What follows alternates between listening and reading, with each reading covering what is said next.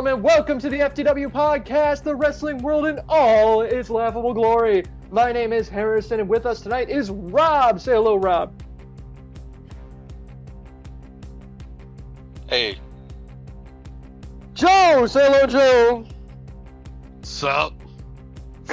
And Garvin is manning the boards. This train wreck is episode number 139, coming to you live on November 13th, 2012. And on tonight's show, we talk Turning Point, King's Return, and Survivor Series. All that and our thoughts on the last 2 weeks that was in WWE and TNA. If you're new to the show, check out theftwpodcast.com for more about us and how to get involved in tonight's discussion as well as upcoming discussions. You can find us on Twitter, Facebook, and all those places. All those links and information is listed right there on ftwpodcast.com. I'm going to dive right into the draft real quick. For those of you guys not aware of the draft, please check out ftwdraft.com. For those involved, here's where we stand 2 weeks before the playoffs. Your Week 11 leaderboard update is the following. Team Listeners is at 426.5, while Team FTW, we're knocking on 500 points, guys. We got 498 points. But here we are. Basically, here's the top five, because at this point, there's no way for this to change. The only real, well, here we are. Lee has 134.5 points in first place. Second place is at Radio Influence with 93 points. Mike and Joe, Mike who is right now at SmackDown taping here in Cleveland, and Joe right here, you guys are separated by 2.5 points. And however this swings decides which one of you gets into the playoffs. And Diva Jill is the second lock-in for Team Listeners with 84 points. So Team Listeners, your team is set. It's going to be at Radio Influence and Diva Jill in the playoffs. Team FTW is going to be Lee and Mike or Joe. And we're talking probably to the wire decide who's going to go. And in the event of a tie, we're going to have them mud fight. But first, before we dive into everything else, let's just dive into everything else. Rob, why don't you walk us through Impact from last week? The big debut of, Luke Gallows, who comes in with a new, so they're calling him Doc, but it's, what the hell? Man, why didn't they just call him Festus? Well, they can't. But it's Director of Chaos. That's what they decided to call him. He's a Director of Chaos, but he's still just a prospect. So that kind of lost me. But I like that throughout the entire show they kept saying Doc/Director of Chaos. They want to make sure you understood. It wasn't like he was, like Dr. Isaac Yankem DDS, or they weren't going that route with it. How do you think Gallows did? I think he had a pretty good debut. I could have done without hearing Director of Chaos 500,000 times. The big highlight of the night for Doc was when he took out Sting. We touched on this a little bit in the pay-per-view preview, but it was, the assault he had on Sting was fucking brutal. That was pretty much, like I said, the highlight for Doc. And I'm sorry, whenever I think Doc, I just think, Back to the Future. Every time I hear Doc, that's all I think about. Doc Brown, yes. And I think Hickory Dickory. Hickory Dickory. Well, if you're not thinking about Dickory, then, something's wrong.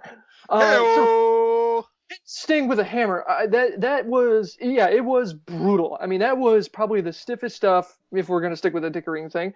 That's probably the stiffest stuff we've seen in a while. So, obviously, we got Sting possibly with a hand injury. I like that we've basically assaulted a man with his kidneys. Let's get the ER people to just walk him out. God. You're fine, buddy. We just treat, he just got really just destroyed by a hammer. Let's treat him like how we do with most people who are hungover. And that was the fail for Impact. You've got guys that are dressed up as medics. We know they're probably not actual paramedics, but for fuck's sake, man. You want us to believe that Sting's that Sting has just had both of his hands, both of his arms completely shattered, his internal organs liquefied, but he's just gonna walk it off and be fine, right? The Stinger, bro. He's the Stinger. That was kind of, it was a great, and then, the walkout took too long and all that thing. It was one of those things, like, if you're not going to treat the leaving of the Sting, like, with any realism, then just get him out of there as soon as possible. So how long do you think Sting's going to be out for? Do we see him coming back at Genesis, maybe February? We're probably not going to. Yeah, I don't think we're going to see him at all this year. To sell the realism of the injury, I think they have to keep him out at least the rest of the year. As big a fan of the Stinger as I am, I'd like to see this be the lead out for him to retire from in-ring competition. TNA put him in the Hall of Fame. He needs to start winding his career down. Yeah, it's one of those things where we'd like to see. I mean, maybe this could be like the last thing is Sting coming back, getting rid of aces and eights, and that's how he retires. Kind of go out on a high note. And the other thing is this might be like a reward, like this month off is you got the Hall of Fame here, take a month off, spend it with your family, enjoy Christmas, that type of thing. Yeah. Chet's probably the most hardcore thing I've seen in a while. Yeah, I would definitely have to agree with that. As far as whether or not that was a prop hammer or not, just that hit, man, when he took. That first one was kind of iffy, but that second one, when he hit his left hand, when Doc, I mean, it was a perfect camera angle right there on the table, and he just goes, wham, like he's nailing okay, never mind. Like he's just wailing away on him. Wow. And to his benefit, Sting sold it realistically as well. Oh, yeah, he was writhing around. I was wincing. That was something Garvin and I were talking about, was how much that was hardcore that was. And we mentioned this on the preview show for the pay-per-view too. I mean, all of us were just sitting there like, Jesus God. Yeah. Right at the end, yeah, that's all we were talking about leading into that thing. Chet's agreeing with us, saying that Sting will probably be absent for a couple months and come back after Aces and Eights starts to decline. Yeah, I can see that. See him out until maybe February or so. Just give him a break, And like Rob, like you said, just kind of ramp him up for his retirement. All right, so speaking of Turning Point, we had our pre-show last Thursday. If you were not there, you missed a hell of a pre-show, post-show, depending how you look at it. Always fun. We do these. Personally, I like the ones better with TNA because it's right after Impact, and so we get to chat about Impact and then go right into the pay-per-view, so it's all fresh. It's a lot of fun. Anyway, we had a one for Turning Point on Thursday. It was fantastic. And why don't we just dive right into the pay-per-view itself? If we got a... Rob, you won. You predicted every single goddamn match correctly. You ran the board. Because I am fucking awesome, and don't you forget it. So that gets you now have 2 pay-per-views correct, and you're in the lead right now. You just passed Lee with 40 correct pay-per-view matches. Lee is in second place with 38, and then it's me with 30. Who's not? Yeah, exactly. That's it. He's not here because he wants to hide his shame. All right, so Turning Point. Just a few things I want to bring up, and then we can just dive right into the pay-per-view. 3-man commentary team. Usually we kind of crap on this. I don't know. I mean, I kind of liked it. I mean, what do you think, Rob? Well, go ahead, Joe. You started to say something. Oh, I'm sorry. Oh, fine, Rob. You take over. Yeah, fuck you, Harrison. So, it's... The rebellion. But Raw's been doing this for a while. They did a run of this for a while. Not Raw, WWE. Back when they would do pay-per-views, when they had ECW as its own show. So you'd have a Raw guy, a SmackDown guy, and an ECW guy. I like the fact that TNA is giving that a shot. I like the 3-man commentary team because you have one guy for play-by-play, one guy for wrestling background, generally, and then you have one guy for color. Yeah, you've got more diversity. Yeah, I can see what you're saying as far as diversity, but I'm just going to put on my tinfoil hat here and say that the reason why we're seeing the 3-man commentary team and why we're seeing Impact go the 1-hour commentary team and then switching to another hour commentary team, I really think Taz is hanging up his hat on commentary, and I think he wants to start doing more development work. You know why? At least with doing development with right? talent.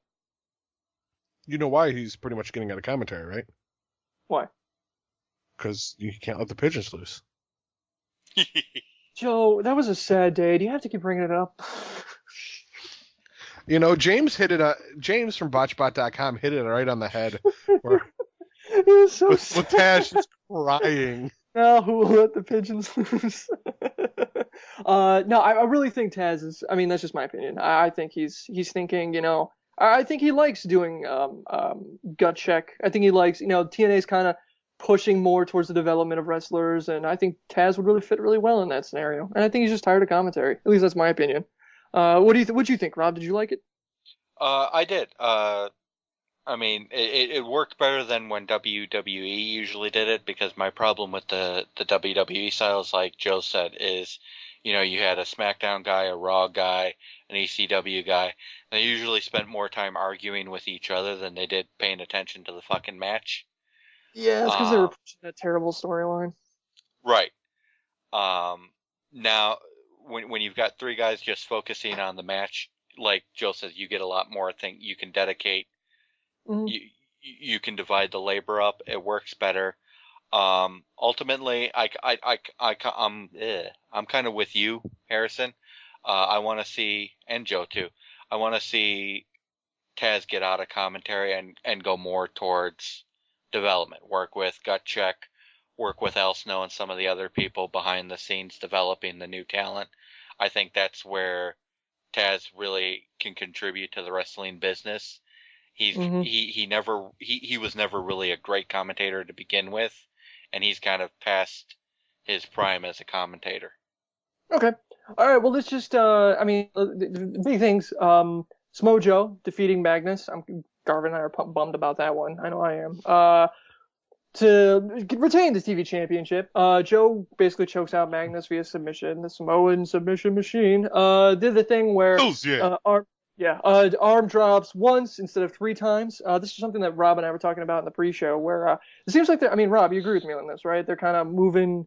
It feels like even WWE is doing this, but I want to say they did this with Samoa Joe a few weeks ago, where he had him in a submission, and it was only 1 arm drop, and that was the end. Yeah, I've seen this in both WWE and TNA. TNA likes to do it more with Samoa Joe because he's usually the one who does those kind of submission holds. I don't know. He's the only one who's allowed to win with submission. Yeah, I don't know if it's.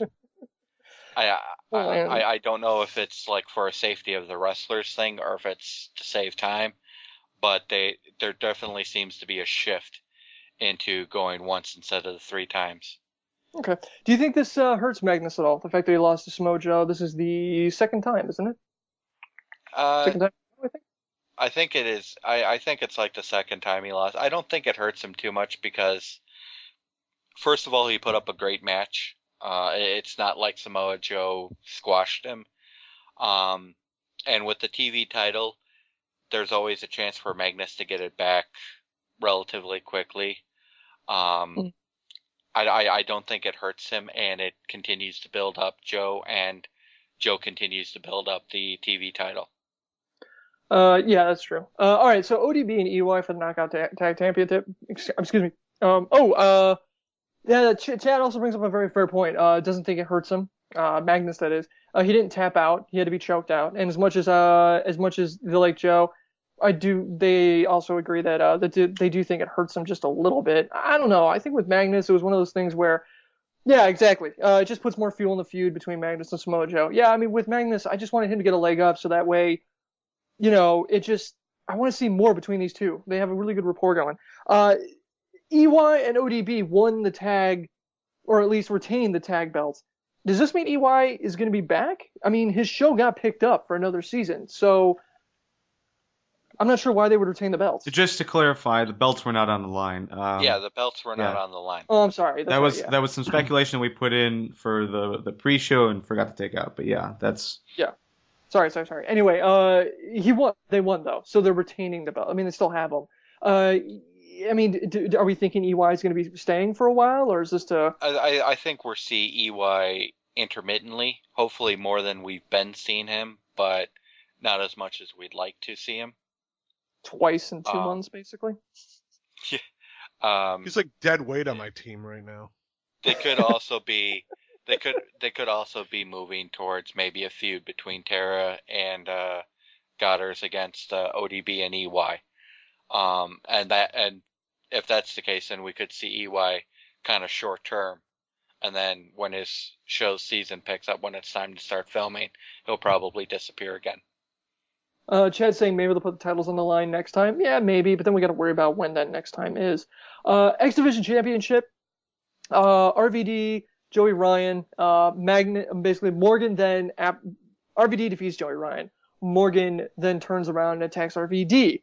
So, does it seem like Morgan is that Morgan is Joey Ryan's enforcer, or are they actually building Morgan to be In the X division, I don't know, because this thing of him versus Hogan is just not really selling it for me. I mean, Morgan can't fight for the X Division title because he's over the weight limit. right, and it was so strictly enforced with RVD. RVD's only like a few pounds over. Yeah, Morgan is heavily over. Morgan is like almost 100 pounds over. Well, if RVD wasn't so 420, he wouldn't have the munchies all the time and get fat. There This it is true. is. This is I knew true. that joke was hiding in there somewhere. I see. Thank you. Morgan, See you next Tuesday. Try the veal. I see Morgan as kind of being, having multiple roles. He's Joey Ryan's enforcer, helping Joey Ryan win, and he's also trying to prove to Hogan that he's this big badass, that he's somebody that Hogan has to take seriously. Okay, that's fair. Rob, by the way, Morgan is 100 pounds over. It's nearly exactly. So go you on that one. Joseph Park, Doc. Who cares? Yeah, I'm bummed about that one. Nothing happened that I wanted to have happen. But I want to talk about Kaz and Daniels in the Tag Team Championship. Chap brought up a great point. The World Tag Team Champions of the world are amazing and deserve more than this. Yes, I was so totally. I predicted Chavo and Hernandez to win. I was right, but I really want Kaz and Daniels to have those belts again. Holy crap, those guys are good. I mean, Daniels especially. I mean, what would you think, Rob? It was a good match, better quality than I was expecting. They managed to step it up. My problem with giving them the tag titles is, from a storyline point, what to do. I mean, we talked about this before. You know, Daniels is great in the ring, but outside of, if he's not involved in a storyline with AJ Styles in one way, shape, or form, he doesn't have much of a storyline. Kaz hasn't had a good storyline since they had him playing Suicide, really. And that wasn't that good of a storyline. No, it really wasn't. No, it's just mostly because I think when it comes to this, that they work so well because Kaz is so clearly the second fiddle, and I think he realizes that he's just there to support Daniels, and that's why it works. And what we're seeing with Hernandez and Chavo is like we were talking about in the post show or in the preview show last Thursday. I am steadily growing more and more interested in watching Hernandez grow as a wrestler, and Chavo is just continually coasting on his namesake. It doesn't feel like he really wants to grow that much or change or whatever. So now you got Hernandez, who's supposed to be playing second fiddle and supporting Chavo, but he's becoming more interesting than Chavo. Yeah, and I don't think and I don't think you should expect to see Chavo grow anytime soon. I mean, given his age, how long he's been in the business, his family name, he's pretty much decided that he's going to stick with the Guerrero moveset, and let TNA build him based on the Guerrero legacy, rather than trying to come up with his own moveset. Hernandez is still continually trying to find his own identity, and he's definitely the one to watch in that tag team. Okay. Garv, you got a point to add? Yeah, the one thing that I wanted to bring up, it's kind of like a retraction to a statement I made during the pre-show, and that was that I was not looking forward to this match because I didn't think that it was a good combination. You know, Chavo and Hernandez are just different styles, and looking back the month before, I didn't think that their chemistry in the ring was good. So by far, like, out of all the matches on the show, I was looking at this one as probably going to fail. But really, they did a heck of a job. Like, everyone delivered in this match, I thought. I was really surprised, and I was really happy with how everything turned out, despite the ending. Like Harrison, like you said, it was the ending that we all predicted. It was the ending that needed to happen, but I still love Kaz and Daniels as champions, and I hope that's going to happen very soon. Yeah, I with me, it's just, with Daniels, it's just, when he's got the belt, he's like the Miz, you know? You just wind him up and send him out, and you're going to get something amazing every time. And I really think Daniels is like that. Like, he is just that perfect combination of swarmy ass, just jerk, and he just plays it so well. But anyway, world title, number one contendership. Well, here we are. This is, I mean, James Storm won it, but AJ Styles loses it. And, I mean, I mean, that's it. AJ is now AJ ineligible. Styles got knocked the fuck out. Okay, yeah. Wow, Yeah, who called that though? Let's see. Yeah, Was that you and me Lee. who said that James Storm was gonna take out win AJ? and- yeah, you were the only one who predicted this correctly, that James Storm was going to win and actually defeat AJ, which we were all pretty much on your side. A lot of us were on your side for James Storm, but the rest of us were thinking Robert Roode. AJ Styles, man, I mean, he's going to be ineligible for a freaking year to go for the world title. That's okay. He's gonna go bang Claire Lynch. It makes sense God, I hope when you not. think about it, because given the state that the X division is in, we were talking about this in the pay-per-view pre-show too. Given the state of the X division, it's so easy now to take AJ Styles, put him in the X division, maybe give him the X division title, and then at Destination X he trades that in for a shot at the world title. That's So fair. he could still kind of get around it. I mean, look, once the loser will not compete for the title, they're not being it's not boilerplated, so maybe that loophole is in there. Maybe they won't put that loophole in there. I don't know. But, I mean, if you got to think, as far as saving the X division, I could definitely see AJ stepping up to do that. And I like that idea. I think it would work pretty well.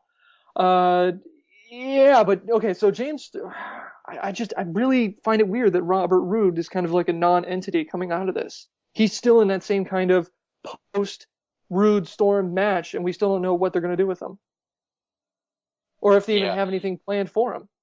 Yeah, He's actually going to team up with somebody and go against EY and ODB for the knockout. No, we're out of women, Joe. I'm sure he can bring one. He brings his sister or his wife. Come on, honey, we're gonna go win a belt. Same thing. Oh, wait, that's James. I'm sorry. No, that's Storm. Yeah, just Storm's sister. Well, we could always see a return of the All-American Canadian Taylor Wilde, and she could team up with him. There you go. That'd be pretty awesome, actually. That would actually be. I would, as much as we're joking about it, that would be interesting to see. Devon versus. I'll say with Karma's going to be wrestling for one of the NWA segments, so maybe she's going to come back. Karma and Robert Roode going after the belt. Well, Karma coming back at all would just be amazing. Chad saying AJ being the X Division champ is a decent substitute. I don't think it's so much a substitute as it is just a way to resuscitate some life in that division. All right, so Devon versus Kurt. I'm sorry, they have put the loophole. Yeah, Chad's saying they have to put in the loophole for AJ Styles. I don't know. I mean, if it was anybody else, I would say yeah, but I can see AJ going a year without the belt. It's not going to hurt him. The guy is the guy is legend in that company. Him not having the belt, because he hasn't even had it I don't think he's had it for a year. Has he? He's had it. It's been a year since. He was saying on. Actually, he was saying on the pay-per-view, if I remember his interview correctly, he said it's been close to 3 years since he was world champion. And everybody's still, and he survived the Claire Lynch storyline. So really, I don't think he's going to be hurt by another 12 months. So yeah, 3 years. That's what Chad's saying. All right. Devon versus Kurt Angle. This I have a problem with, because not only did Angle win this match, he won this match cleanly with a submission. Cyborg won and got the hell out of Dodge. I will whip a battery at you next time I see you, Rob. For Cyborg, goddamn, it's the worst. Why? Anyway, here's the question. We all want to see Bully Ray versus Devon. Why did we get this? Well, It'd be one thing if Devon won. You know what I mean? Or if Kurt Angle won, but it was like underhanded. Or if it was I don't know. I mean, what do you think, Rob? I don't have a problem with this match, because as the match is going on, you see aces and eights get out and surround the ring. So you start immediately like, okay, they're going to beat the crap out of Kurt Angle, or, they're going to cheat to help Devon win or something. But Angle gets Devon to tap out to to the ankle lock and then immediately just jumps out of the ring and takes off. And you've just got a bunch of pissed off aces and eights in the ring. And I like that because first and foremost, it's a surprise ending. It's an ending different than what you're expecting. And it does a good job of showing that Angle has brains as well as wrestling ability. Well, running away is all right. And it kind of pushes, and it kind of pushes the storyline. Aces and eights are now vulnerable. They're on the back foot. Yeah, I can see what you're saying as far as that goes. You can outsmart them. There's places you can go with it. Yeah, there's holes in the armor. Chet saying, gotta keep Angle strong. You hate this now. They hated this when he did it to Samoa Joe when he first came in. That's fair. Great comment though. Cyborg beats Sarge is like a Tekken match. yeah, that's a pretty fair point there. Yeah. I don't know. Chet saying, I don't know. It weakens Devon again. We're supposed to be the number 3 guy in the club. That's my point. I mean, Devon really hasn't gotten a leg up at all since he's debuted like this. And this match, I mean, he loses cleanly by submission to Kurt Angle. You know, I mean, I would have been fine with a DQ or something. You know, he does a submission, they come in and they attack Kurt Angle before he can get the clean win. I can understand where you're coming from, Rob, but still, it's like, you know, and then here, this is excellent point from the chat. Okay, so Devon is the second in command, or I'm sorry, the number 3 guy in the club. He now loses to Kurt Angle in a clean submission match. Doc, who's supposedly a prospect, has been unstoppable since his debut. Well, let's be clear, though. Doc fought Joseph Park. No, but he also destroyed Sting. He essentially with injured cheap shots to begin that. But Devon hasn't done that. He destroyed Doc because he had to Doc destroyed Sting. prove himself. Doc destroyed Sting because he had to prove himself because he was in trouble with the club for getting unmasked. Okay. Yeah, that's my point. My point being, Doc, a prospect, took out essentially the number 2 guy in the company, and then Devon, since he's come back, has done basically nothing.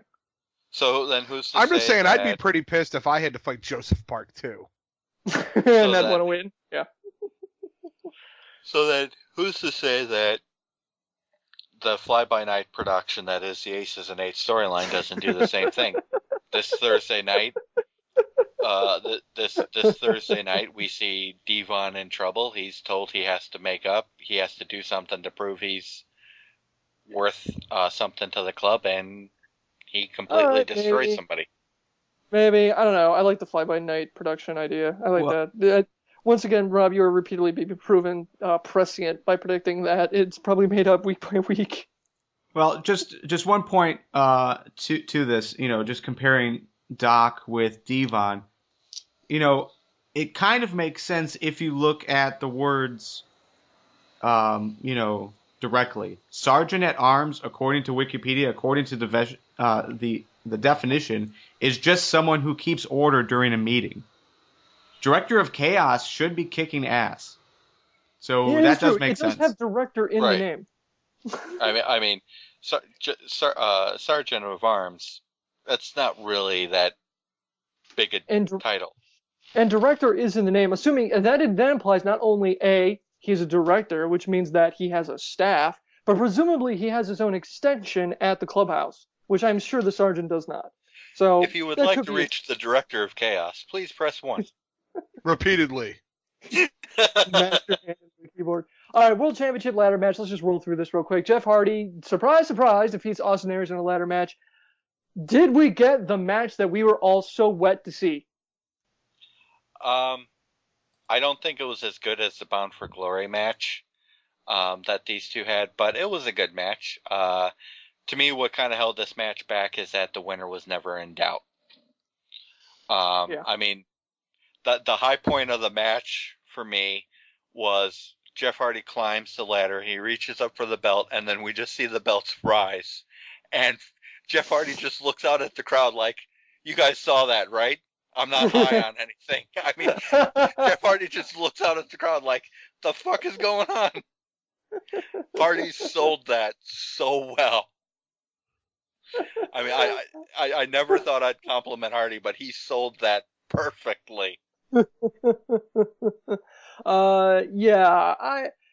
I don't know. I mean, it was such a hyped thing for us going into it. I mean, all the ingredients were there. I mean, you had Austin Aries, Jeff Hardy, rubber match. I mean, a pay-per-view main event. It's a ladder match. I can see what you're saying as far as the match being not good. I was thoroughly entertained. I Without a was doubt. entertained. I just don't think it was as good as their Bound for Glory match. The match was great. I was very entertained by it. I just don't think it was as good as last month's match between the two of them, is all I'm saying. Possibly, I don't know. I mean, it's kind of, I don't know if that's like a false comparison because the Bound for Glory match was not a ladder match, so there was that element Right. put into it. And yeah, like you said, there was no doubt. Well, also you could say Bound for Glory, there really wasn't a doubt as to if Jeff Hardy was going to win. Okay, so going forward, Austin Aries, I mean, where do you see him from here? I mean, do you see him constantly going after Jeff Hardy some more? Do you see him in the main event title picture? You think they're going to bounce him somewhere else? Well, we know that at Final Resolution, it's going to be James Storm against Jeff Hardy now. That's going to be an interesting match. Mm-hmm. I suspect that Austin Aries will probably be trying to get back into the world title picture. He'll probably stay in the main event title picture for a little bit, depending on how bad things get with the X Division. They may try to move him over to the X Division, but I don't think that's a good idea because there is nobody in the X Division, with the possible exception of AJ Styles, who can go toe to toe with Austin Aries. Yeah, no, that's a fair point. Chet saying it was the match of the night, Jeff Hardy versus Austin Aries. The favorite part was when Aries actually, like you said, raised the title with the control. Hardy riding the ladder down to send Aries to hell was pretty awesome. This was also my favorite moment. The twist of fate on the ladder on the turnbuckle was mental. The look Jeff did was funny as hell. Also saying when Hardy is gone in 9 months, I think that's a little harsh. How will this main event look for building stars is what holds people back, I think. I'm not sure. I don't know. I think that's a weak premise that Hardy is going to be gone for 9 months. I think he's got at least a few years left. No, I think I could have sworn I read today that Hardy is up for a contract renewal in January. January, yeah, according to an interview he just did, I want to say a week ago or so. Yeah, I was going to say, I mean, if he's up for contract and his contract expires in January, you could, they better work him a good music deal or something like that so that he'll stick around. Otherwise, you're going to see him go. Well, yeah, and that's kind of, and I think Final Resolution will really be kind of key into what Hardy's going to do. Obviously, if James Storm wins the title, odds are good that Hardy might be on his way out, at least temporarily. Okay. Yeah, possibly. All right, so as a whole, I mean, how do you feel about the pay-per-view, Rob? The pay-per-view was good. I mean, I chose to watch the pay-per-view rather than my Bears game, and it was a good decision on my part, I think, especially the way the Bears game went. Yeah, I would definitely agree with you on that. Yeah, it was a good pay-per-view. It's one of those things that, TNA is putting out quality stuff. They're building on that, and it's good to see that they're not losing any momentum or making any weird swerves or something like that. I do want to put out big breaking news from Mike down at the SmackDown taping. Apparently, a chunk of the big screen is out. He says it's like WWE is incorporating Kenneth Parcells' blah bar idea, where you mute out the bottom half of the jumbotron. So I'm curious to see if that's actually going to be on SmackDown. Anyway, Garv, what did you think about the pay-per-view? I thought it was awesome. I had a lot of fun watching it. Really, what had me extremely into the pay-per-view was the live chat that we hosted on the site. The second pay-per-view in a row that we did a live chat on the site, and it was a lot of fun. So just getting instant reactions from everyone, it was awesome. But overall, looking at this pay-per-view, the last couple of months we've been basically having, the TNA pay-per-view versus the WWE pay-per-view of the month, trying to see which one was better. Last month, it was definitely TNA. With how Survivor Series is going, even though that's one of the big four, it has a lot to live up to if it wants to be anywhere close to how awesome Turning Point was. And given how Survivor Series is shaping up, it looks like they're going to have a long road to climb. Yeah. All right. So speaking of Survivor Series, let's jump over to the WWE product, Joe. SmackDown last week. Why don't you lead us through it, buddy? What was your favorite thing about SmackDown? Sorry. Primetime players. Come on, man. Actually, there's a few things in there that I really liked. One of which was Kofi Kingston and The Miz for the Intercontinental title. Because, it was a good match. I don't think these two can have a bad match together. But Miz goes to shake Kofi's hand, and Kofi, instead of shaking it, hits him with a drop kick. So, I get it, but isn't this like the second time this has happened? Well, not explicitly like this, but it is kind of curious that they're taking this Miz face turn and they're doing it against Kofi. And Kofi, I mean, can you really say that they're doing a heel turn with Kofi? Because it kind of feels like... I really think they should. Well, yeah. But, I don't know. I mean, we'll see. I mean, this could be part of the Miz swerve, where he's going to act like he's going to be a face and then turns heel again, back to heel. He's done it before. The other thing I really liked, and I can't believe I'm saying this, was the main event. Randy Orton versus Alberto Del Rio in a Falls Count Anywhere match. One of the worst matches of all match types of all time, with Randy Orton and Alberto Del Rio. You don't expect this to be good. You don't at all. But you know what? I was very impressed with that match. I think they both did great work. They told the story in that ring and around the ring and whatnot. And for a Falls Count Anywhere match, that was pretty solid. I always kind of liked Falls Count Anywhere. My only problem with the match type is that 9 times out of 10, they never leave the ring. Or you get the ones where it's all backstage and you basically just say shit on our live fans. Right. Yeah. That too. So that's where I have an issue with it. It's like the Boiler Room match. Really? Nobody wants to watch the Jumbotron to watch a match. That being said, hey, at least they're in front of the crowd. That's fair. Things I didn't like: Big Show and Wade Barrett against Sheamus and William Regal. Okay, I'm really glad Lee isn't here. William Regal. I get. Okay, I we'll will go defend on, William Regal in Lee's stead. All right, go on, Joe, because I think you and I are about to agree. No, What else do I have to say about William Regal? Because I've already said I don't like him. And the only time they drag him out is when they go to England. Which they or did. when they just come back from England. It's the only time he's even relevant. Why? Why do you keep doing it? You might as well make Foley and Lawler wrestle at this point. With Michael Cole as Lawler the referee. can't wrestle because he had a heart attack the last time he was in the ring. I'm just saying it's going to be about as good as William Regal wrestling. Yeah, the thing that bothers me about how they're using Regal is they're only using him in a role to put someone else over. So they're not bringing Regal out to take advantage of being in England and then having him win or, trying to get the fans involved. It's just, hey, let's bring out Regal because the fans like him and then we'll have him be the jobber for the night. Oh, I agree. It's like, hey, here's William Regal. Hey. They need to let William Regal show off his. They need to let Regal show off his talent and what he can do in the ring. I don't like him as a jobber, but the WWE's decided to screw him over for years upon years. He's the token Brit, all right? I mean, at least with Lee, we let him have a fighting chance.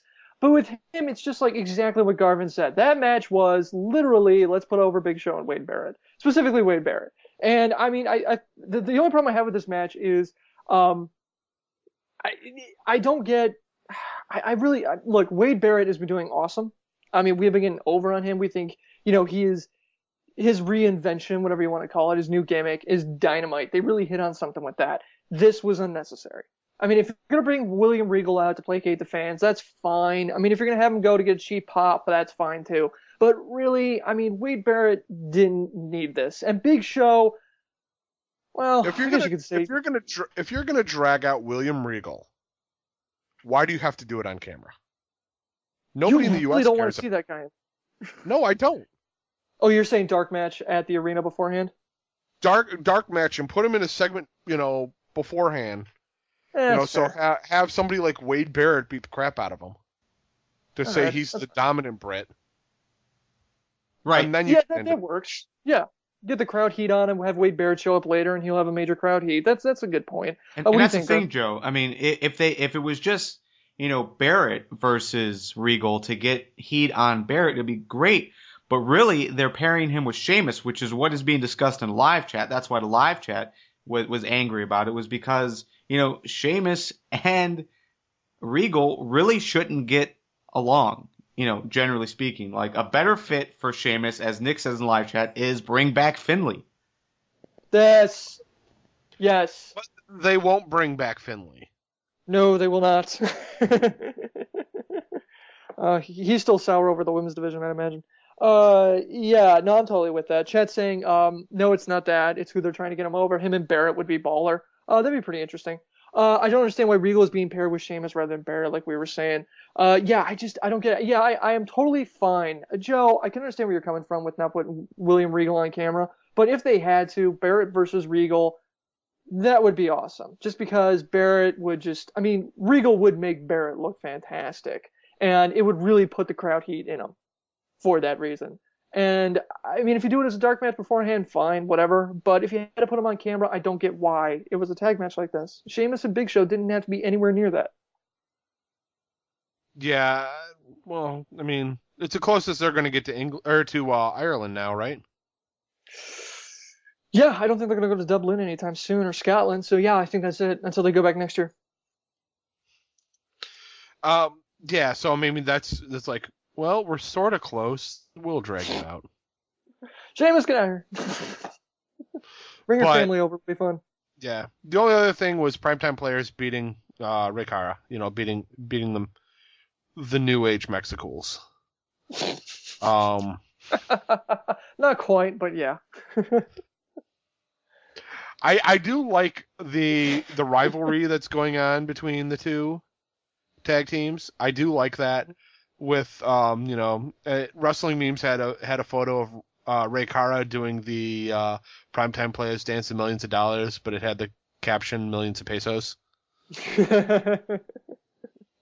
which I found kind of funny. But I like the rivalry they're starting to build. I'm just waiting. I'm hoping it doesn't peter out before they can bring it to a head and make it worth something. It really makes it worth something for PTP. I mean, Rey Mysterio it really doesn't have a dog in this fight. But Sin Cara, I mean, he's going to get over no matter what. He's the heir to the Rey Mysterio Empire. But Primetime Players, man, those guys are, I would just like Primetime Players to get something out of this. Yeah, I mean, we're hoping, but. Yeah, see where it goes. All right, so now we're going to jump into Raw. And since Lee isn't here, Joe, I'm counting on you, buddy. What was your absolute favorite thing about Raw? The Lawler comment when he saw the ambulance. Hey, my ride's here. No? Okay. No, because I'd have to compliment King, and I really don't want to do that right now. No, I totally love that one. Like, that was hilarious. The fact that jabbing at himself actually works. That was pretty cool. Yeah, but then... Like, in that aspect. But, like, looking at the whole dang thing, like, R-Truth beating Tensai. What? What? Oh, how the mighty have fallen. Hey, remember Tensai went up against John Cena and Cena was scared? Remember that? Yeah, that was, like, awesome. And now he's losing R-Truth. Yeah. Ryback beats Albert. Maddox. Yeah. Ryback beats Brad Maddox, big deal. We knew that was coming. The one thing that irks me is the Tyson Kidd, Justin Gabriel, Sin Cara, and Rey Mysterio beating Primetime Players Supremo and Epico. And, like, okay, one, we're this close to the fucking Survivor Series dealy. So, why not just add a couple of guys in there and make it a 5-on-5? Nah. I mean, you could split up Kane and Daniel Bryan for a night and put them at one on each side. Then it's all tag teams all the time. With their little rivalry now, because, okay, just to spit it out there, Miz is now part of Team Foley. And him and Kane went against Rhodes Scholars. And won. And Daniel Bryan was all up in arms and really pissed about it, and which was hilarious because he's like the distrusting wife. No, like, he was getting no. So I could see them maybe slapping one on each side. They're having their little tiff. But it was great. It was really funny. What else? Big Show beat William Regal. Hey, more ways to airtime. Randy Orton beat Dolph Ziggler, which then out comes Teddy Long, so we know what happens then. Tag team match. Dolph Ziggler and Alberto Del Rio beat Randy Orton and Kofi Kingston in a decent match. Yeah. Orton versus Dolph was actually pretty solid. I was impressed with that. Then Caitlyn beats Layla to become the number one contender for the Divas title.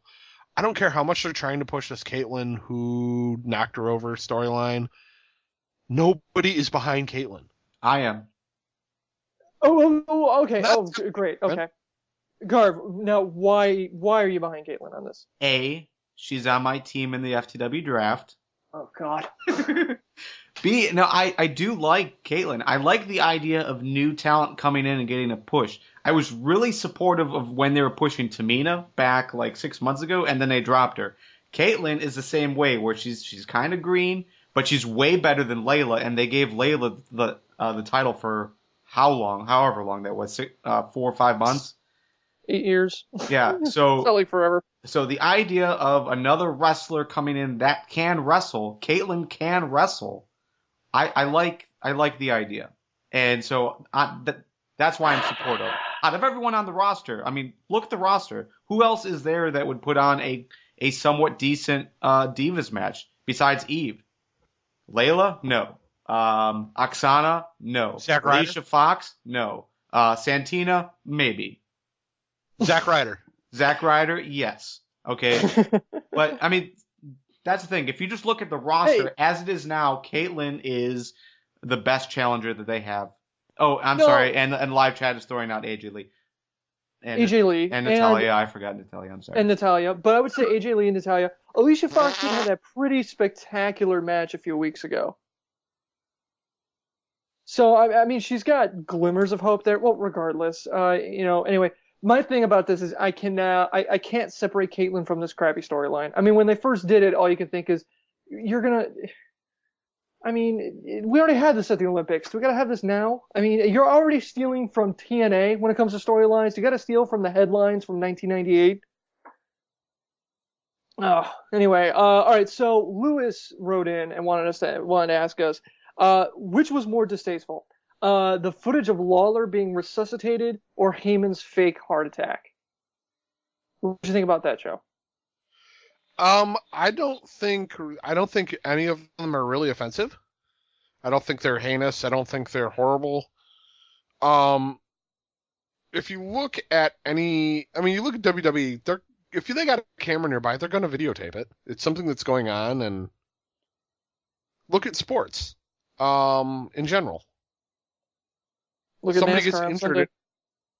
Yeah, there's a car wreck. Guys getting carried away on a stretcher. They're gonna follow with a fucking camera. Why? Because people are curious. I was specifically talking about the giant fight, but yeah. Oh, fuck fight. I don't watch NASCAR. But, well, a bunch of people. It's on YouTube. A bunch of people pointed it out to me. I wanted to watch it. But yeah, go on, Joe. But I guess the thing is you know what? They have the footage, and they didn't have to air it. But if Lawler was like, fuck it, go for it, air it. Then why wouldn't you? Yeah, if Lawler's okay with it, it's not like Lawler died. I know that sounds incredibly hard. So there it is, folks. There it is. It's a binary equation. Did he die? No, you're good. Essentially, he did. It's not like we watched a man die on camera. Like, it's Oh not like, my hey, gosh. Watson Keller died. It's not like they're Okay. replaying the Owen Hart thing. Joe's rules. He survived, so it's all good. Fair game, buddy. Fair game. That's why we don't see the Owen Hart drop. No, but we still have the pay-per-view. Anyway, Garv, go on. What do you got? Yeah, I'm actually not against anything that happened last night except for one sound clip, and that was when they isolated Lawler on mic having his heart attack. He was gurgling, and that I wouldn't say was distasteful, but it was incredibly unwanted. I did not want to hear that. I'm okay with, like, viewing the footage. I'm okay with how they attacked him in the ring, Punk and Heyman, but just hearing that. You're only okay with one sense, not any of the other four senses. Well, this Yeah. is no. Well, It's not like no, we no. smelled them defecate either, but Yeah, it just hearing that. I mean, that made me more connected than I really wanted to be. See, and that's the thing why I really think the IWC was kind of in up in arms about this. It seems like you have when this happened, everyone was like, oh, you can't do that. But at the same token, they're like, well, we want reality back. We want more of the Attitude Era stuff. And I think the delineation here is that during the Attitude Era, when everybody, I mean, I'm not one of these people that calls for it to come back, but when they had all of the dick jokes and all that craziness going on, there was a sense of safety in knowing that what's happening on camera is safe. It's not forcing me to feel any real emotions about these people behind the scenes. What happened with Lawler and his heart attack was real, and they treated it exactly how they would have in the Attitude Era if it had been a storyline. The only difference is we know it was real. So that's bringing up all those emotions that we have, and part of the reason we watch wrestling is to escape that. We're seeing these guys doing these, huge, larger than life personas, and totally out, unbelievably bullshit moves and stuff like that would never work in a real fight. So there's that level of fantasy and detachment that we like. And now when we start to pierce that and show something that really happened, that's genuinely scary, and that you would never wish in a million years to have happen unless you're a certain fan of ours, to this person, oh, that was a low blow. Should I feel bad about that? No, I don't feel bad about that. Or yeah, I mean, well, you of all people, you hate Diva Jill more than anybody I know. Anyway, once you have that kind of pierce the veil, and we have to feel that kind of emotion, I can understand everyone's kind of aversion to it. And I think it's not one of those things where a lot of people were criticizing the IWC, saying, well, you can't have your cake and eat it too. At this point, it's like, no, these are two very different things. And I can see what you're saying about this is okay. And in history with the WWE, especially when it comes to this stuff, I mean, they're like, if it happened, it happened. If it happened to one of our talents, we can use it. And they pull no punches when it comes to this stuff. Yeah, I think you're right on. I think you hit the nail right on the head there, Harrison. I mean, I was actually in the arena when Owen Hart dropped, and I can't count how many people actually ended up either leaving the stadium on their own or having to be helped out by stadium staff, because it was not a pretty sight, to say the least. And anybody who watched the pay-per-view either as it was happening, or I don't know if it's on the DVD, but when you went back and watched it, for those who were watching like the rest of the night, there was just like the huge blood spot where he had fallen. So even though there was a delay on TV and people who were watching it on TV didn't actually see him fall, everybody knew what happened even before JR came on and gave the speech and everything. But it was the same thing with the heart attack. I mean, I caught bits and pieces of Raw. I didn't see the whole thing, but I saw them doing the reenactment, basically showing the footage of him. It wasn't a reenactment. They didn't hire some C-level stars to come in and play. Basically showing the footage of Lawler having a heart attack, and my feelings towards it were pretty much the same as Garvin had. It was bad enough when I saw it happen the first time. I didn't want to go back and relive that. Yeah. Chet says, and what Harrison is saying now is why the footage was worse. Punk was being a bad guy. Garv, you got a point for that? Yeah, I mean that's the thing. It's like, with Punk in the ring, poking fun at it, and being a bad guy, it's cool. When they do stuff, when they bring reality into a storyline, like an overall in-ring thing, that's awesome. I love that because it blends the line between reality and wrestling. But just the Lawler audio itself isn't something that you can build on. There's nowhere else you can go from hearing that. You hear that, and that's all you hear, and that's all you see is the footage of him dying. I mean, you can't go from that. That leaves a definite imprint that you can't build off of via storyline.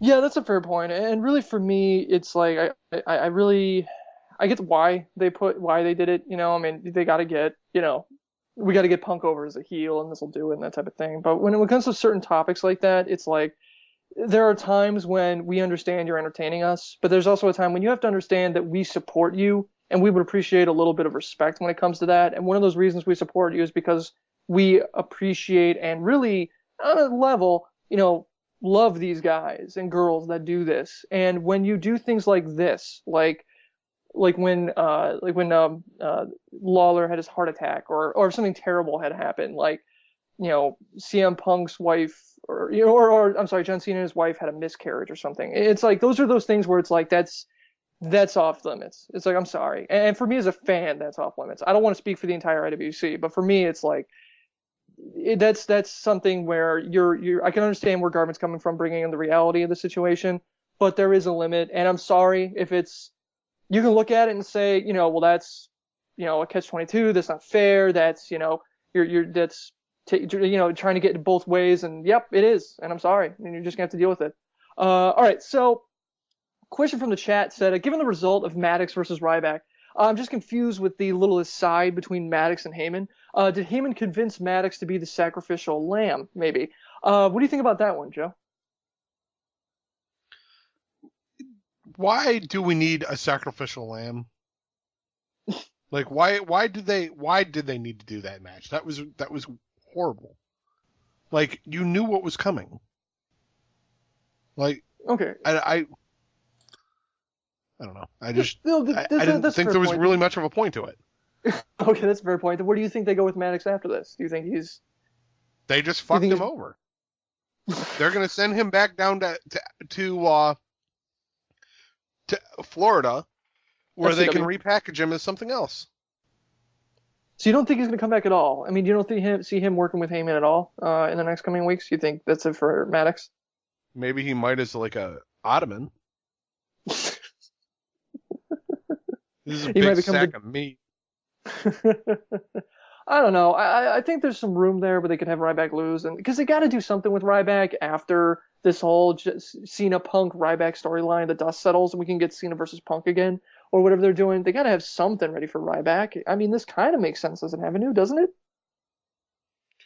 I mean, if they're going to push Ryback against Punk, I don't know. I don't think they need Maddox involved. I really don't. Other than that, I mean, I get trying to make Punk kind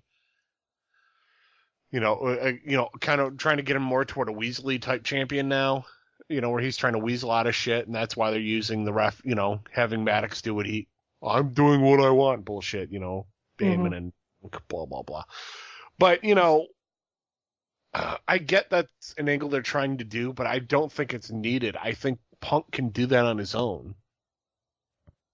Punk on the mic is great. He's almost becoming like the actual like in-ring version of like Bobby the Brain Heenan without the stupid animal costume.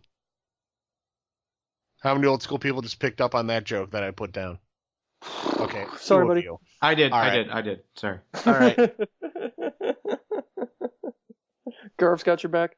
All right, that's fair. So, we might not see Maddox anymore and just see him get kicked down to Florida. All right, Survivor Series is coming up this Sunday.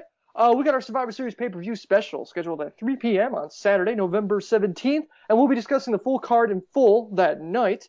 You got to remember that, we got SmackDown taping right now. It could change, things like that. We're going to take a few minutes to just discuss what we know right now, and then we'll just dive right in. We got the actual Survivor Series match. Right now it's Team Ziggler, which is Ziggler versus Rhodes. I'm sorry, Ziggler, Rhodes. I'm sorry. Ziggler, Rhodes Scholars, Alberto Del Rio, and Wade Barrett. Thank you.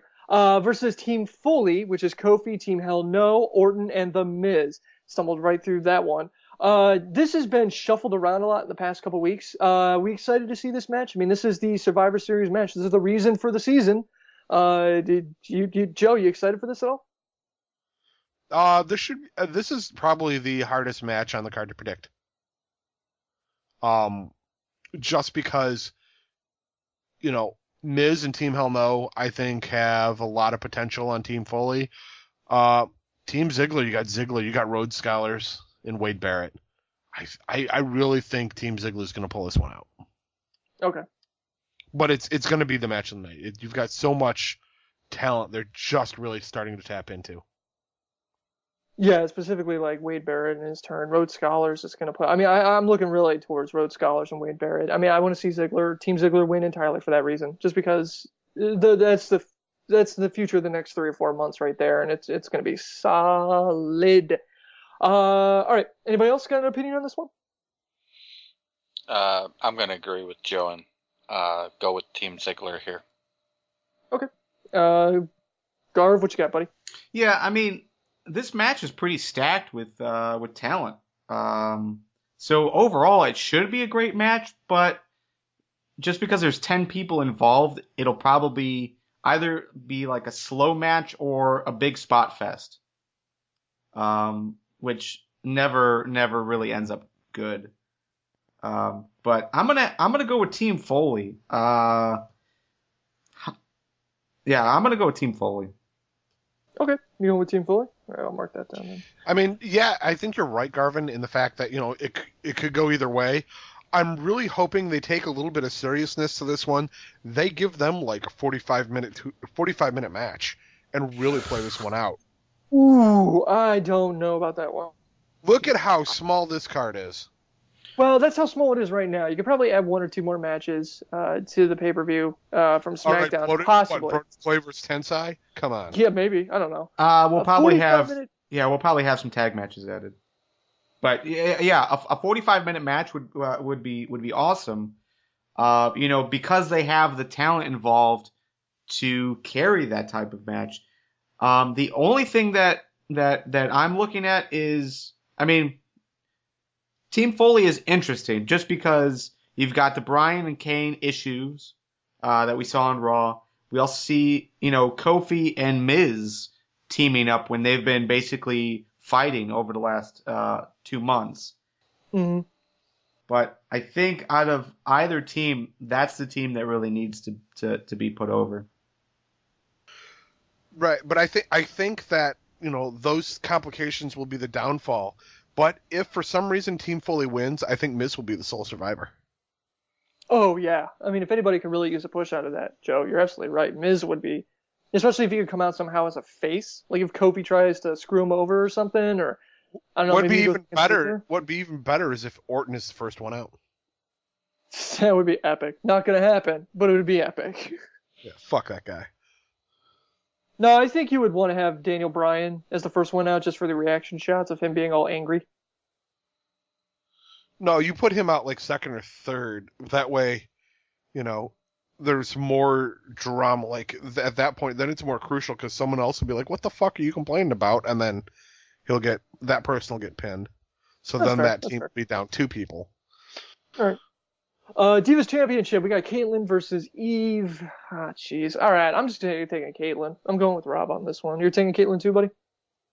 Yeah. All right, that's fair. I'm going with Eve. You're going with Eve? Yeah, I'm why going don't you regale us as to why? Because I think Caitlyn is useless. All right, that's a fair enough point. I really don't. Nobody's behind her in the crowd. Nobody's behind her. I think Layla's got more fans than Caitlyn does. No, come on, Yeah. don't throw those kinds of insults out. You take that back, you son of a bitch. Well, wasn't she? Well, she was William Regal's valet, so apparently that means something. You remember that? No, she won't. Nobody who's I'm not going to say nobody. 85% of WWE fans don't remember the connection between Layla and William Regal.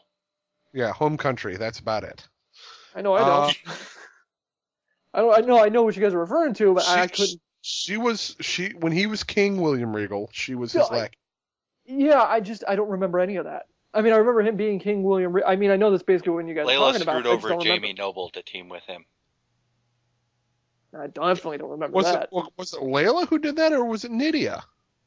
I think it was Layla. All right. We don't need to go into the history. Because if I remember correctly, Layla and Jamie Noble were supposed to be a couple, and then she screwed Jamie Noble over to team up with Regal while Regal and Noble were having their feud.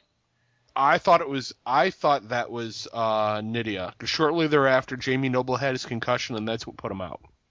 This is the worst discussion on the history of the show. I'm very entertained myself. No, I'm actually.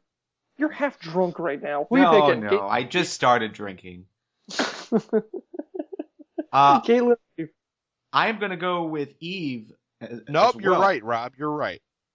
William Regal over the course of the storyline and the 2 trading wins, and Layla between them. So to all of our fan who really cared about the outcome of that, you now know that Rob was right. All right, Garv, why are you taking Eve?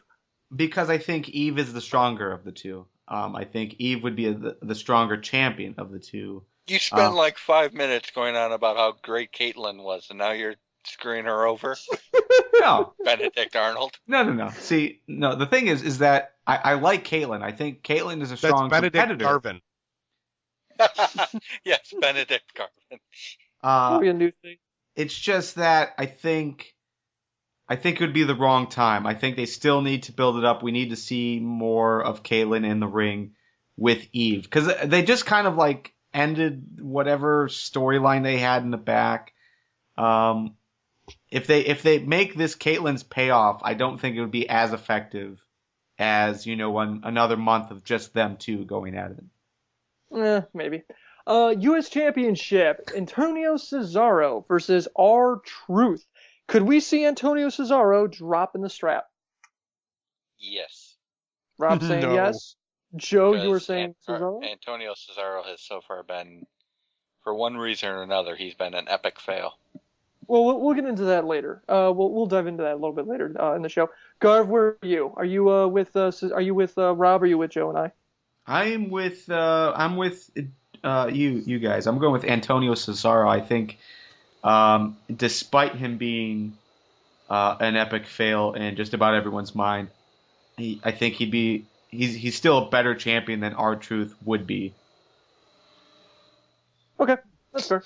Granted, the step there is not that far to be a better champion than R-Truth would be. Well, apparently it is for Caitlyn. World Championship, Big Show versus Sheamus. Let's do the speculation wheel. All right, so we got Big Show versus Sheamus, and does Ziggler cash in? Who's taking who? I'm taking Big Show. Okay, I'm taking Big Show too. Sheamus. Okay, Rob's taking Sheamus. Okay, Garf, who you taking?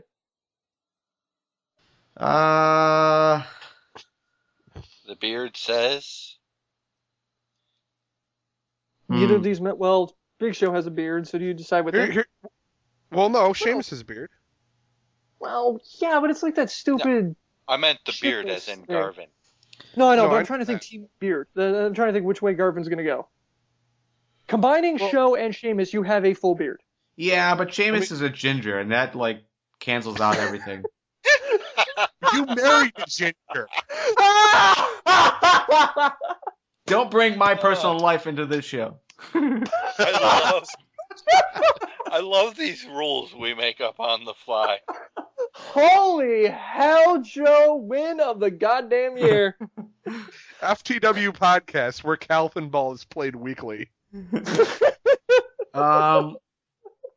Yeah, I don't know. I think I'm gonna go with Big Show, and I don't see Dolph cashing in. So I'm gonna go the opposite of what I've predicted every pay-per-view the last 6 months. All right, let's see here. Dolph cashes. I don't know. Predicted you're not losing. All right. Anybody else agreeing with me that Dolph is going to cash? That's 3 No, points. because he's in the Survivor Nope. Series. So I'm The the only only one. way So he'd catch I it get is if 3 points. he's like the first person eliminated. Okay, you realized. Okay. All right. I realize what? What do I It, realize, Harrison? it's 3 points. You can't be. If you're wrong, you don't lose anything. But if you're right, you get a point. Fine, fuck it. He cashes in. Add me to it. So basically, if I say he doesn't cash, I get a point, and if he Nope. doesn't I cash, wrote down at the doc that Dolph cashes. Anyway, WWE Championship: CM Punk versus Ryback versus John Cena. Here we are. We're knocking on the door of. We've already beat a year. Okay, so it's Tuesday, right? It's a week from today. Is when Punk ties or beats John Cena's record? Does anybody remember? No. All right. Well, I'm taking Punk anyway. Anybody not picking Punk? I'm fulfilling my contractual obligation to pick CM Punk. Being Fellow a Chicagoan. Garv, who are you taking? CM Punk. All right. So you're taking Punk. Joe, you're taking Punk as well. I'm taking Punk. I don't want to see Cena win it, and I think it's a little too early for Ryback because they still have a bit to go with him before I think he's a great cannon fodder for the main event, but I don't think I don't think they're gonna put the strap on him yet. Okay. All right. That's fair. All right. So any other final thoughts on the pay-per-view as it stands before going into it? I mean, do we think it's going to unseat? Do we think it's going to stand up or possibly beat TNA's offering of Turning Point? No. No, and I didn't even see Turning Point.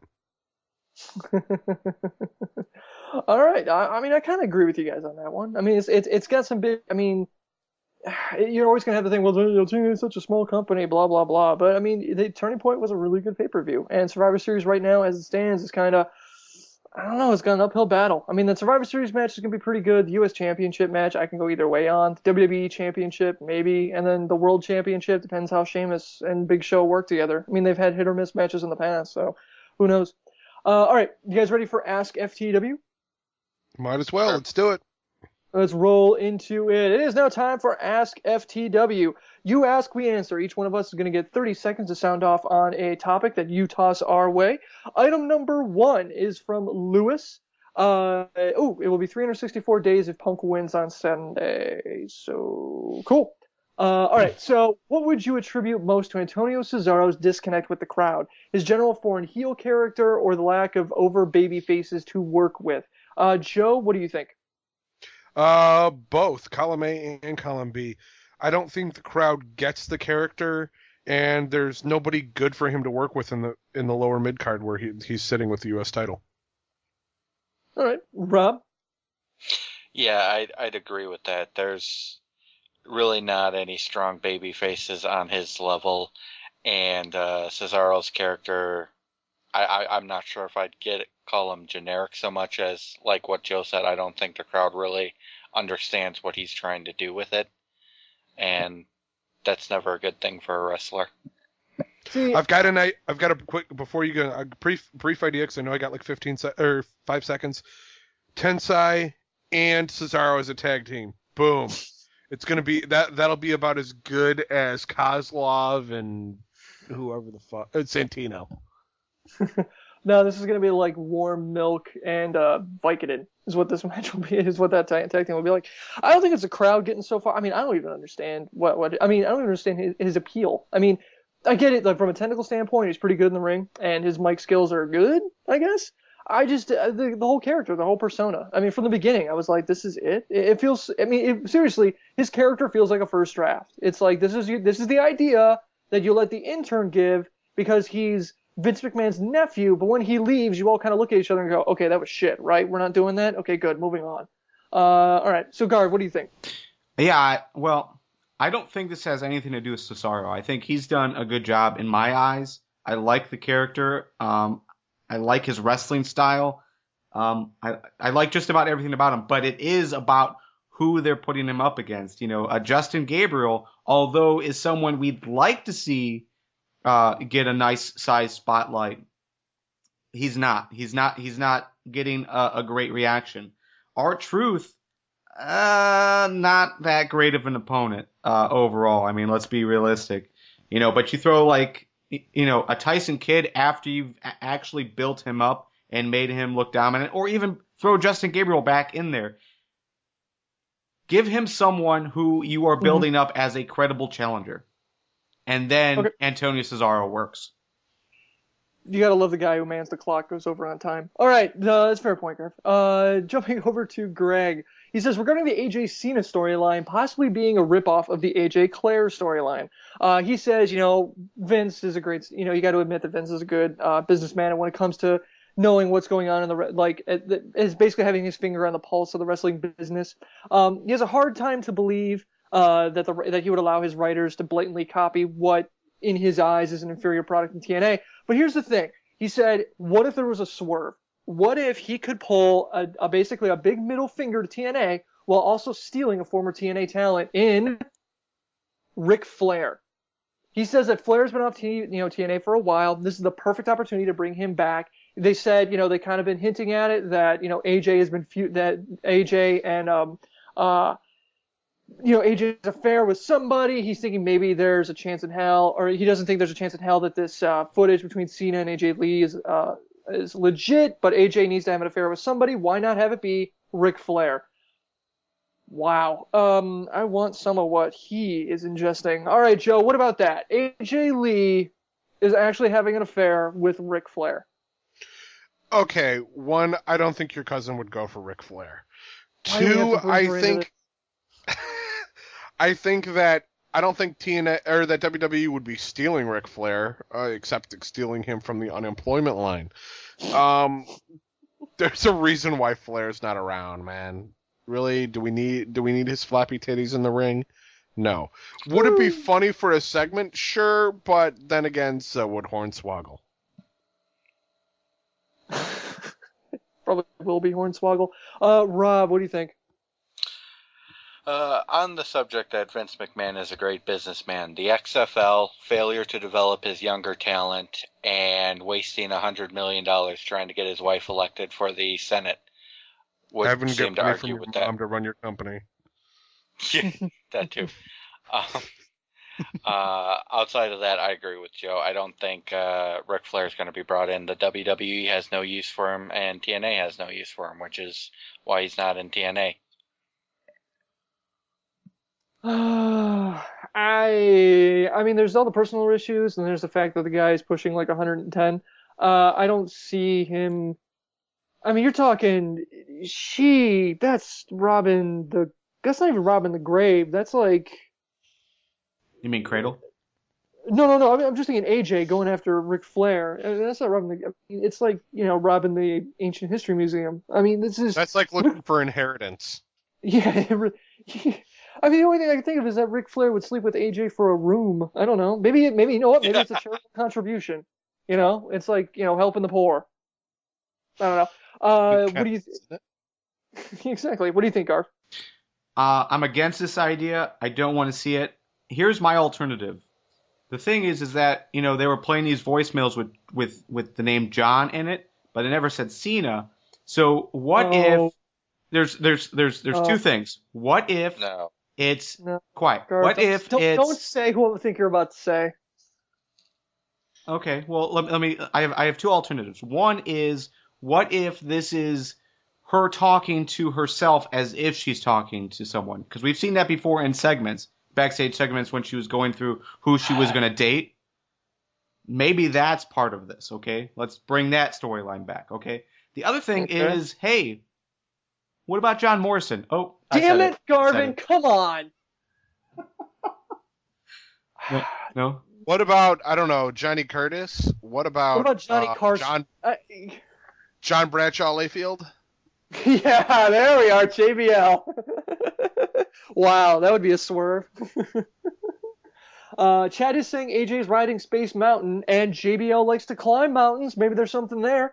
I don't know. I don't see it being Ric Flair, though. All right, at LouTube Wins tweets us and says, WWE has an article on a Dream Survivor Series team. What would yours be? I'm just going to abstain from this one because I hate doing these. Joe, you and Rob are the encyclopedias. Who would be your Dream Survivor Series team? I'm gonna go. If we're talking a 5-man team. Yeah, 30 seconds, buddy. Okay, well, just to clarify, let's go with the Legion of Doom, Macho Man Randy Savage, and Viscera. Wow. And, well, I mean, he really counts for 2, doesn't he? Pretty much. Well, I'll get you 1.5. You need a half person now. Hornswoggle. Okay, who would be your captain? You said half. Okay, legitimately, who's your fifth? The Undertaker. Okay, who's your captain? Taker. Okay, Rob, what do you got? Taker, Bret Hart, Shawn Michaels. Why not throw in the British Bulldog? So that's Taker, Shawn Michaels, Bret Hart. What about Owen Hart? Throw in Owen Hart, and then you're good to go. Yeah, we could throw in Owen Hart. Okay, that so should who's bring me up. captain of your I Love the 90s team? Bret Hart, Oh, you're going with Bob. So basically the Hart Foundation plus Taker. pretty much. All right, that's fair. I hate doing these because I'm terrible with names, so we're just going to move on. Gary wrote us on Facebook saying, hey guys, how are you all, especially gay boy Harrison, who loves male strippers, so he should love the heartthrobs or the dicks, lol. Yeah, me hanging out with my wife while she watches Magic Mike is weird because, there's guys in Speedos jumping around on stage in front of a bunch of people. How gay of me. Anyway, let's start talking about professional wrestling. Wait, it is pretty gay though. Yeah, well, if you're going to take that argument, then so is professional wrestling. The only difference is CM Punk does not get singles put into his singlet. He gets action figures. I think they would all be okay with it. But if CM Punk did get singles put in a singlet, he probably wouldn't have punched that fan. That's a fair point. But I'm just saying. He's not even wearing a singlet. He's wearing like the underoos. The singlet's, what Ryback's wearing. Yeah, I'm sorry. Anyway, point being that I'm pretty sure if we offer... Fashion. I'm pretty sure every professional wrestler on the planet would be okay with getting tips. So, there. Anyway, he said... Hell, any independent wrestler would gladly take some type of payment. Yeah. Most indie wrestlers would need the spare money. Anyway, I'm just saying, Gary, you're totally calling the pot. You're totally the kettle calling the pot black there, buddy. If WWE were to bring back any tag team of your choice, who would it be and why? His choice would be the world's greatest tag team. I swear to you, he wrote this. Haas and Shelton. So Haas and Benjamin. Oh, for bringing back that tag team. Okay, Joe, who's the tag team you would bring back? I mean, this is a tough one because you've got so many options. I mean, do you go with Flippy and Ginger? I'm gonna go on a limb, and it's gonna be between the Bushwhackers and the Rockers. Wow, Rockers, really? Because I thought. Yeah, okay. I'd go with the Rockers. I don't know. Michaels was so much better after that. All right, Actually, Rob. no, what? No, wait, take it back.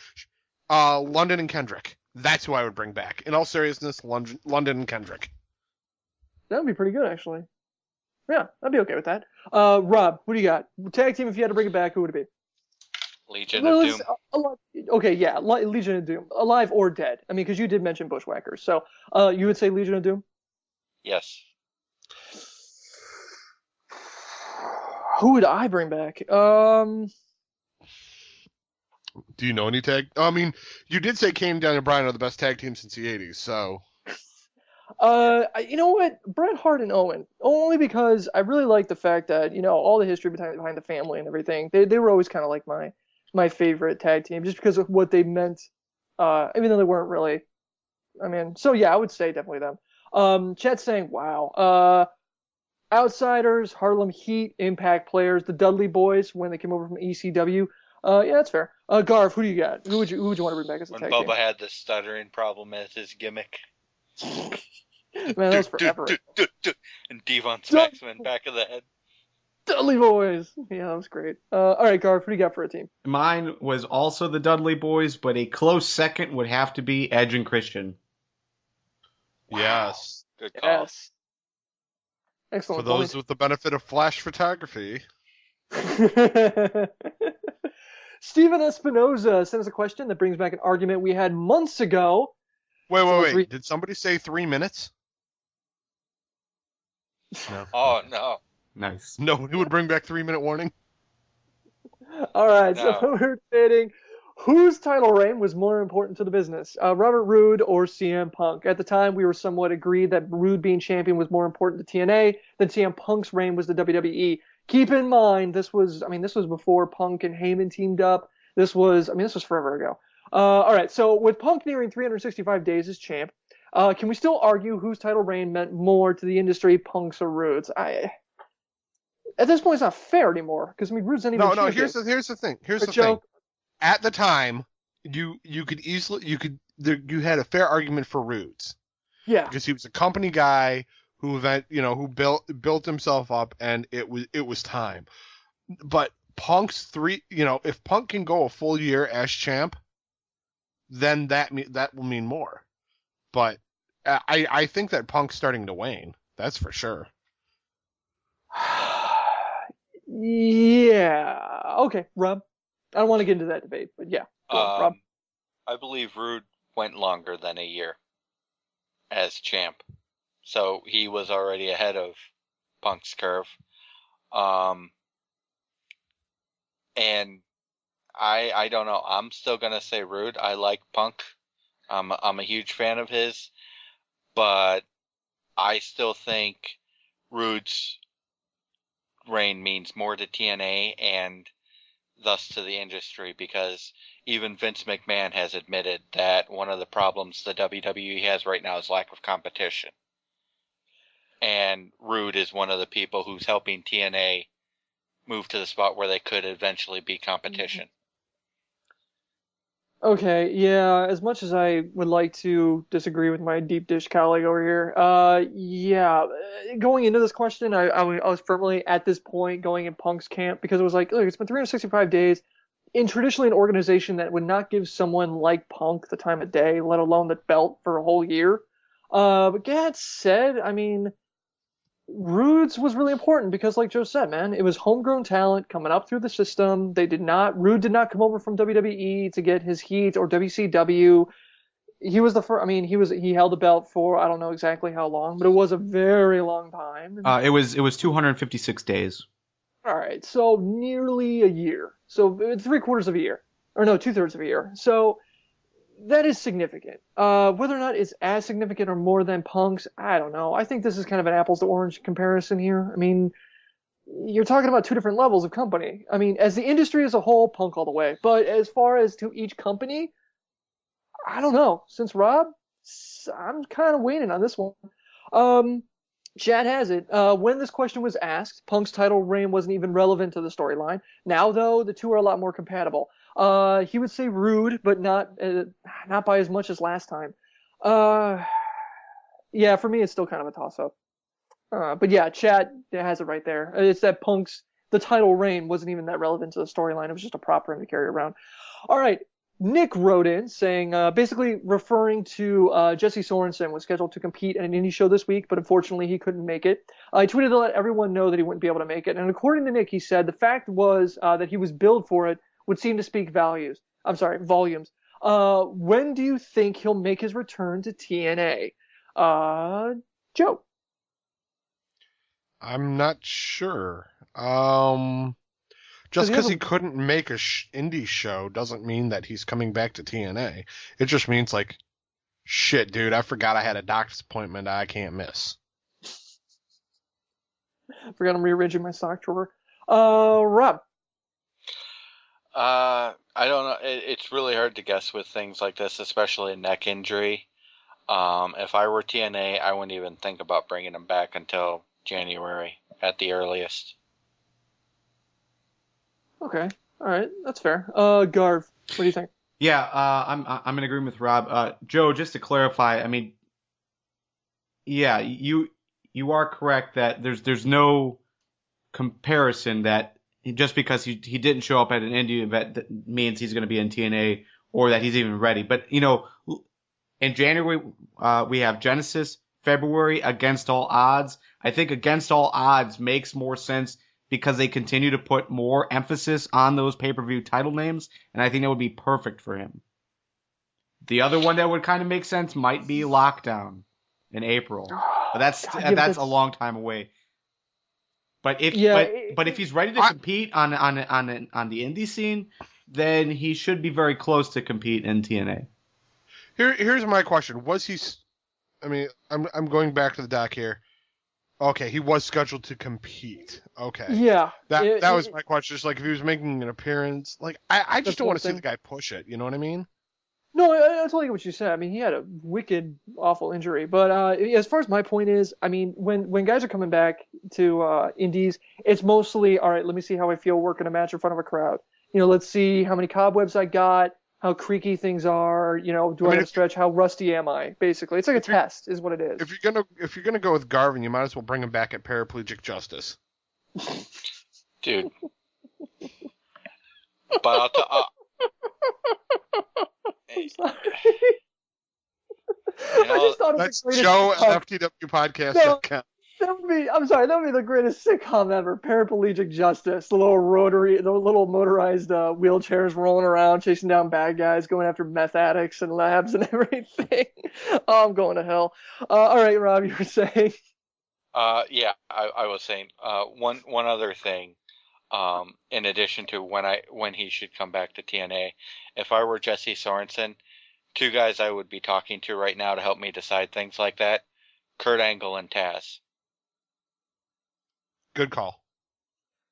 Yeah, that's a fair point. Yeah, because those are two guys who would be recovering. Yeah, that's an excellent point. Definitely on the phone with them, seeing what they think. As far as when he comes back, yeah, I kind of like April. I mean, April's too long. I kind of like January, February. I think that's good. I mean, you know, it gives him a long time to recover, good time to kind of ramp up for it. You know, new year, coming to new year, you know, feeling fresh, that kind of thing. All right, Robert in the live chat. Do you think Paul Heyman and CM Punk being together is getting boring? Joe, what do you think? You getting tired of this? Not tired. They just really haven't had anything to do. Heyman, aside from holding up the belt, doesn't have anything to do. So, I mean, I think Heyman needs a reason to talk to make Heyman relevant. And that's part of the problem, is that Punk can talk, and Punk doesn't need Heyman per se. Excellent point. Rob, where do you stand? Yeah, I don't really see the point of pairing Heyman and Punk up. CM Punk, as Joe said, doesn't really get anything from it. It is starting to get old and tired. Heyman should focus on working with Brock Lesnar. Well, they can't burn another one of those appearances just to get Heyman on TV. Joe, I really like your point. Because, yeah, when it first happened, it was very clear why they teamed those two together, because it was, you know, it was the fact that, you know, we got to get Punk heel. Heyman gets heat. Let's start getting some of that on Punk to get that turn going. But, yeah, as right now, that's a really good point. Punk does not need Heyman. And chat actually agrees. They're saying that you're on fire tonight. Chat saying Ryback cracks Punk's jaw. Punk must have had the jaw wired shut. Heyman gets to talk, as simple as that. I mean, that'd be a storyline that would fit with WWE. You just can't talk because the jaw's wired shut. All right. So, yeah, damn, Joe, that's a really good point. All right. Ryan in the live. Sorry, misclicked. Ryan in the live chat says, okay, so when the fans get to choose who fights or whatever via Twitter vote, you know, when they do that thing on the Jumbotron, there's always two odd ones out. For example, on last night's Raw, they said, who should join Team Foley, Zack Ryder, Santino, or Miz? It was obvious it was going to go to Miz because he was on the poster. Another example is a few months back, the WWE Universe got to choose the stipulation, Falls Count Anywhere, Street Fight, or No Holds Barred. All of those choices are exactly the same, and it seems like WWE has already chosen the result, but they can basically make out that the fans have a say in what happens, so they can still get to plug Twitter. I mean, how do you guys feel about that one? Do you think that Ryan's onto something here? Joe. To an extent, when, you know, you've got Falls Count Anywhere, Street Fighter, No Holds Barred. The catch there is whenever the, like, No Holds Barred, submission match, and cage match. They've done that one before, and it's like, who the fuck is not going to pick a cage match? Yeah. So, I mean, I think you're on a track, and now you're giving me something to look for. All right, Rob, what do you think? Yeah, I think WWE does this more often than not. Occasionally they're throwing, like Joe said, an actual choice, but more often than not, the WWE already has in mind who they want and are giving the fans the illusion of choice. All right, yeah, I mean, it's basically WWE has to maintain some kind of control on that. They can't just throw three bullshit crazy choices up there and let us pick. They got to steer us in a direction just so that way the talent is prepared. I mean, when you're talking about, two guys walking out cold, they want to be able to anticipate when they're kind of mentally discussing backstage what they're thinking. Having three matches that are relatively the same works. I mean, if it was like a cage match, an Iron Man match, and then a buried alive match, how the hell do you expect two guys to be able to put together something like that on the fly? I can't think of anybody who would be able to put that together on the fly, depending on what outcome came out. I have to do a buried alive match? Jesus H. Christ. All right, a buried alive match, a buried knocked out match, or a falls count anywhere match. Please be falls count anywhere. Please be falls count anywhere. Yeah, so it makes sense for that to happen. All right, so who's ready for some win-fail?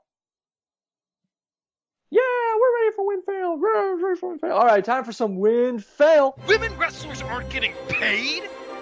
Why do you do a job? Here is your win. You do any job, And fail is to fucking get paid! of the week. All right, it's time for our wins of the week. Joe, your win of the week. Go, Joe. My win of the week is going to be Daniel Bryan reacting to Kane having to team with Miz. He had me cracking up. Like, his facial reactions, the way he says stuff, it's just like looking at Garvin. It's awesome. And if you've ever been around Garvin when he's really wasted, I mean, it's pretty much a lock. It's the exact same guy, especially when he gets like that, so. Yeah, especially at the wedding. Yeah, he gets just like that. Love you, Garv. It's always fun. Whenever I see Daniel Bryan yelling at somebody, I always think, man, I know exactly what it's like to have a short, bearded, blonde guy with dietary restrictions yelling at me. It's always fun. So I completely identify with Kane all the way. Because he's tall, ungangly, and entirely too smart for the crowd around him. Rob, your win of the week. Go, Rob.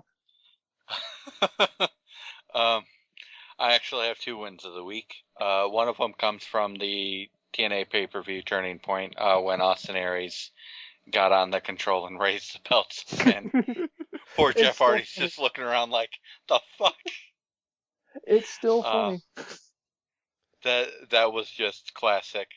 The other one actually comes from Roddy Piper, who made the news. I don't know if it was on election night or like shortly after he tweeted, you can waste $90 million on an election, but you can't give people working for you access to health insurance or other types of benefits. And whatnot. A political news show on Al Gore's channel, Current, actually picked this up and showed the tweet, and then actually showed, and the guy covering it actually went on to point out that the WWE writes off their wrestlers as independent contractors, so because of that, they don't get health insurance, they don't get Social Security, and they don't get, a bunch of other benefits that most people with jobs do. So I give that a big win, because it's nice to see somebody taking an issue like that and trying to bring it mainstream. Yeah, that's something that we would constantly go on about back in the olden days of FTW, Yes. where Rob and I would basically get into shouting matches, not at each other, but just at the world that this travesty was happening. But the excellent win there. Chat saying Sting getting his ass. I'm sorry. My win of the week is this, actually, right here. Sting getting his ass whipped with a hammer. That was spectacular. I don't remember ever really physically wincing while watching wrestling when it wasn't an accident. So the fact that that was scripted and it was done like that is just amazing. They're saying TNA turning point and Miz turning face. Also saying Dolph, Foley saying to Dolph, Amy Schumer says hi. Hardy versus awesome. Hardy versus Aries 2, the ladder strike back. DDB, Kane, Miz, love triangle. Win was Hardy, the Hardy's face when Aries basically bounced the title up a little bit. Brian, Kane, and Miz, Gallows whooping Sting's ass, and the twist of fate on the ladder. Yeah, that was awesome.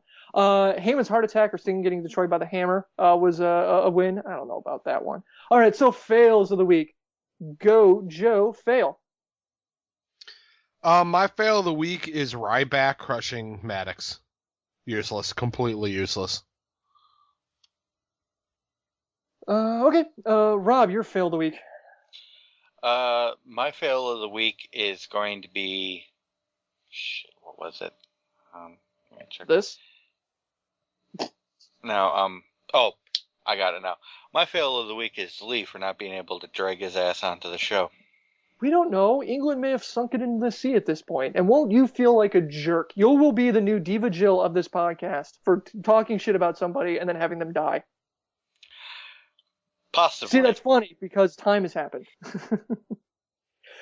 Chat's fails. Well, my fail is just the AJ Lee storyline. I don't care if there's a swerve coming. I didn't like the storyline when TNA was doing it. I like it worse now. I mean, when this first came out in TNA, we were shitting all over it, saying that TNA really needs a guy in the room to just whap the writers on the nose with a newspaper and say, no. And now WWE's doing it. It's just like, ugh. Oh, I mean, anyway, fails from the chat. Devon versus Angle. AJ, the AJ Lee storyline right there. It's just horrible. Lawler coming back and telling Cole he still doesn't like him. Yeah, that was fair considering how Cole was heartbroken and everything. And Cole did such a fantastic job, being a face while he was gone. Ryback versus Maddox poking, at the heart attack. The Cena AJ storyline. The pairing of Sheamus and Regal. Yes, there it is. Fails are me again. AJ scandal again, and no Lee. I figured Lee not being here would be a win. I don't know. And there's an explanation. Yeah, I know. And an explanation for Lee being gone. Big Show threw too many KO punches in the UK, and the resulting earthquakes caused that tiny, insignificant little island to collapse. I'd be fine with that. And all the crumpets got wet. I mean, we'd lose Top Gear, but I'll take that hit. And that's it. That's the show. Why not check out my other win of the week is Joe today, man. It's great to have you back, and you were just right in the swing of things, on fire. It was fantastic. Why not check out FTWpodcast.com for more information about us and how to get involved in the future. There's even a support tab where you can click and you can donate, buy merch, as well as link to us, and there are links to there are links to us on iTunes and Stitcher so that you can go there and rate us. We accept no less than 4 stars because our parents appreciate it. And do it for Lee. Thank you, everyone in the live chat. We record the FTW podcast episode on Tuesdays at 8 p.m. Eastern, 1 a.m. Greenwich Mean Time at FTWLive.com. And we'll see you Saturday at 3 p.m. Eastern Standard Time for our Survivor Series preview show. Should be a lot of fun. Look forward to seeing you guys then. Until then, see you next Tuesday. Peace out. Peace out!